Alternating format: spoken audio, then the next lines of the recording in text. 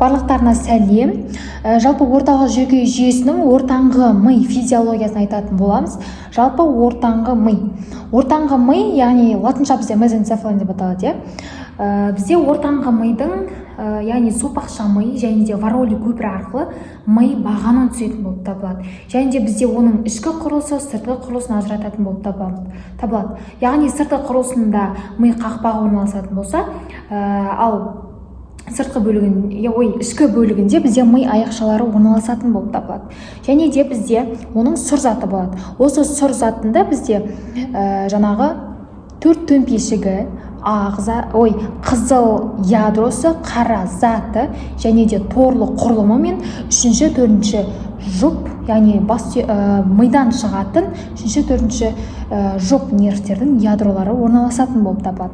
Және де бізде осы ортаңғы мидағы парасимпатикалық жүйкенің преганглиярлық талшықтары орналасатын болып табылады. Сол талшықтар арқылы бізде көздің қарашығын жыртып күшейтетін бөлімдері орналасатын болып табылады. Жалпы бізде 4 төмпешіктен бастап айтайық. Жалпы 4 төмпешік, оның алдыңғы бөлімі, яғни көзге байланысты, яғни көздің жаңағы көру рецепторларының жаңағы тітіркендіргіш әсерінен көздің бұлшықеттерінің жиырылып жаңағы тарылуын айтады. Яғни бізде бір жаққа қатты жарық түскен кезде сразу қарап қалуымыз сөйтеді, біздің көзіміздің қарашығы кішірейіп тарылады. Сол бөлімдері бізде осы ортаңғы мидың 4 төмпешіктің алдыңғы бөлімінде орналасады. Яғни бұл рефлексті қызметтерді атқарады деген сөз. Және де бұл аккомодацияға, яғни көздің жақсы көрулігіне сияқты қызметтерді атқаратын осы 4 төмпешіктің алдыңғы бөлімінде орналасады. Бізде негізінен осы көру қыртысасты орталығы және де есту қыртысасты орталығы осы ортаңғы мида орналасатын болып табылады. Және де бізде осы 4 төмпешікке тиіспей, осы жоғарғы ми сыңарларын кесіп алып тастайтын болса, бізде осы аккомодация, көздің жаңағы жиырылып тарылуы, яғни рефлексі бізде жойылмайды деген сөз болып табылады. Одан кейін бізде осы 4 төмпешіктің артқы бөліміне тоқталатын болсақ, осы артқы бөлімі, яғни естуге қатысы бар болып табылады. Яғни ол да тағы бір рефлекс. Мысалға бір жерден қатты дауыс шықса, біз сразу басымызды бұрып қараймыз, яғни тарс етіп шықты, сразу құлақ қалқанымызды естіп көру процестеріне, яғни шартсыз рефлекс деп те айтсақ болады. Және де бұл рефлекстердің барлығы, яғни ортаңғы мида орналасып, яғни естудің қыртысастылық орталығы деген осы бөлім болып табылады. Бұл кезде бізде жаңағы мидың жарты шарларын кесіп алып тастайтын болса да, бізде бұл құрылым әлі жаңағы жасап тұра береді деген сөз болып тұр. Жалпы бұл ортаңғы мидың маңызы, мысалға біз қолымыздан бірдеңені түсіріп аламыз, бұл бізге миға барып сараланбай тұрып, ол бізде мысалға сразу шетке қашамыз, өзімізден өзіміз шетке қашамыз. Осы құрылымдардың барлығы, яғни бұл да бір рефлекс, яғни бұл бізде старт рефлекс деп атайды. Яғни адамның миына бағынбай дереу жасайтын әрекетті бізде осы ортаңғы ми жасап отыратын болып табылады. Одан кейін бізде оның қызыл ядросы, қара заты деген сияқты құрылымы болады. Қызыл ядросына тоқталатын болсақ, бізде орталық жүйке жүйесінің бөлімімен және де осы ми қыртысының бөлімімен өте тығыз байланысқан күйде болып келеді.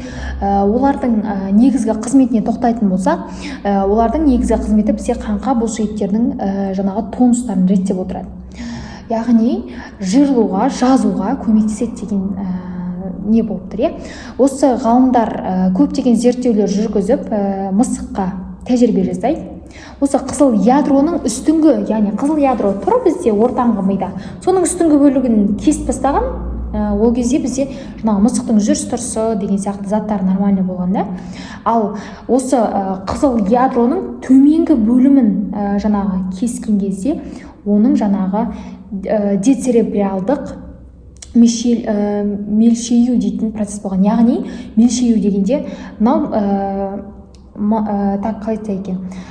бізде омыртқасы былай жарылып кетеді. омыртқасы нормально тұрған омыртқа былай қалай жиырылып кетеді былай қарай. Сосын оның несі андай не болады, алдыңғы қолдары ұзарып, буындары жазылып кетеді өзінен өз. Және де құйрығы тіке болып осылай болып кетеді. Қабырғасы осылай болып, аяқтары былай тұрады.